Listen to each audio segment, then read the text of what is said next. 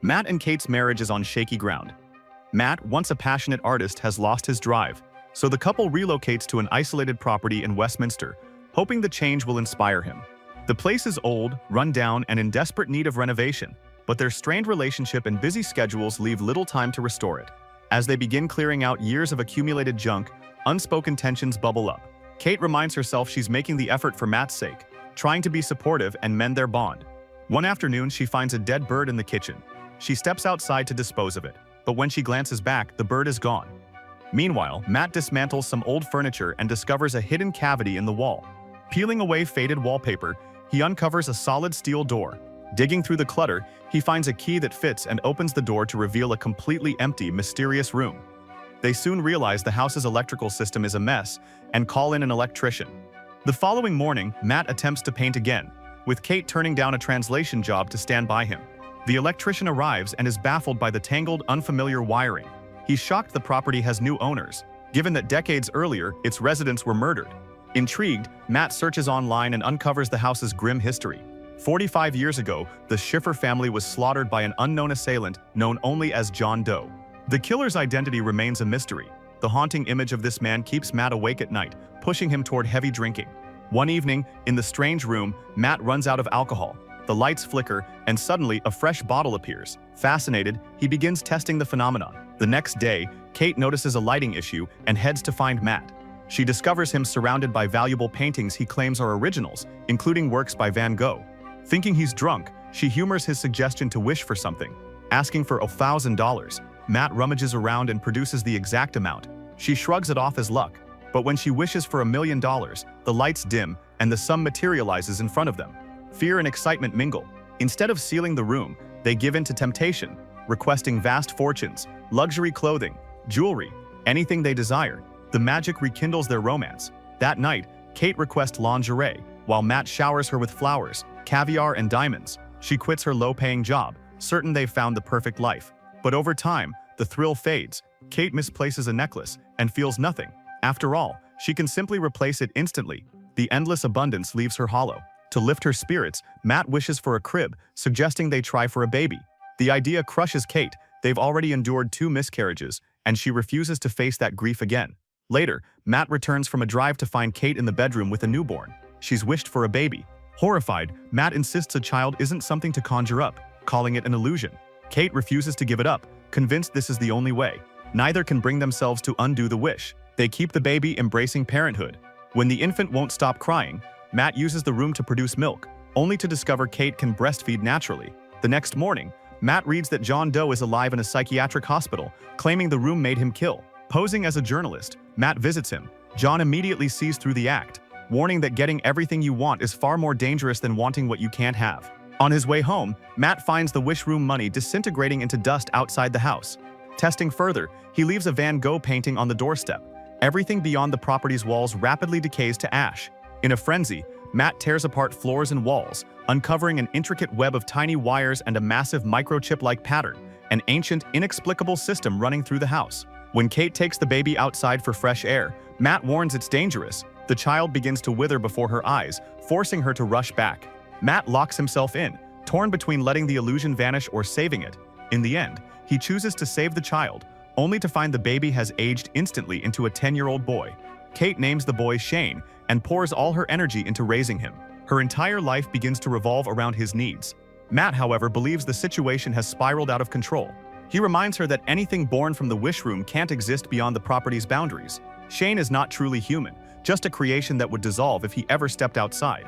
To shield him from that truth, Kate invents a story. The outside world is full of dangerous viruses and bacteria, so he must stay indoors for his own safety. But Shane grows restless. At times he becomes defiant, even aggressive, and dreams constantly of the world beyond the walls. He often darts to the windows, watching strangers pass as if he were a caged animal. The strain begins to erode Matt and Kate's marriage. Matt can't share her vision of protecting Shane forever and starts pulling away from both of them. He even buys a handgun and spends time in the woods practicing his aim. One day, Shane decides to test his mother's warnings. He cracks the front door and reaches out toward the fresh air, only for Kate to catch him and slam it shut. Soon after, she boards up the windows and secures the doors to prevent any chance of escape. Matt disapproves of turning the house into a prison, but still helps reinforce it, uneasy about what might happen if Shane got out. Life inside grows more difficult. Shane throws tantrums, hurls his toys, chews ice obsessively, and ignores Kate's attempts to discipline him. Matt isolates himself in his studio, producing disturbing abstract paintings. At night, Shane softens, curling beside Kate and telling her how much he loves her, promising he'll always stay by her side. The next day, Shane wanders into Matt's space and accidentally shatters a glass orb. An argument erupts. Kate begs Matt not to be so harsh, but Matt insists Shane isn't really his child, just an illusion. Hurt, Shane retreats to another part of the house and stumbles upon unusual wiring and a strange diagram, eventually finding his way to the wish room. The following morning, Matt notices the orb is mysteriously whole again and realizes Shane was behind it. He and Kate rush to the wish room and discover Shane has used it to create a section of forest he can control, a private world where he can play with a snowman and listen to birdsong without leaving the property. Alarmed, Matt throws Shane out and locks the door, fearing the boy might make a wish that could destroy them. Their tense standoff is interrupted by a phone call from John, which Shane answers. Matt seizes the phone and confronts John, who admits he was created just like Shane. He explains that there is one way for a wishborn person to survive outside. Their creator must die. John confesses he murdered his own mother after she killed his father, allowing him to live freely. This revelation leaves Matt with a grim choice: kill Shane to protect Kate, or kill Kate to let Shane live a normal life. Kate overhears and flees to process what she's learned. In her absence, Matt and Shane's tempers flare. They destroy objects around the house in frustration. That evening, Matt tries to share a meal with Shane, but the boy's naive questions irritate him until he finally blurts out the truth. Shane has no real parents. He's nothing more than a creation of the wish room. Shane refuses to believe it, so Matt cruelly dares him to go outside, knowing it would kill him. Terrified, Shane runs off. Feeling remorse, Matt apologizes and reads to him at bedtime. Later that night, Kate returns, and she and Matt reconcile, reaffirming their love in the kitchen, unaware Shane is secretly watching. The next morning, they're jolted awake by the sound of the front door slamming. Downstairs, they find the door wide open, possessions strewn across the floor, and Shane sitting outside on a swing, no longer a boy, but a man in his 20s with the mind of a child. In his hand is a pistol. Accusing Kate of lying to him, he turns on Matt, threatening to kill him for months of mistreatment. Kate tries to calm him, but Matt lunges, shoving her aside. She hits her head on the piano and loses consciousness.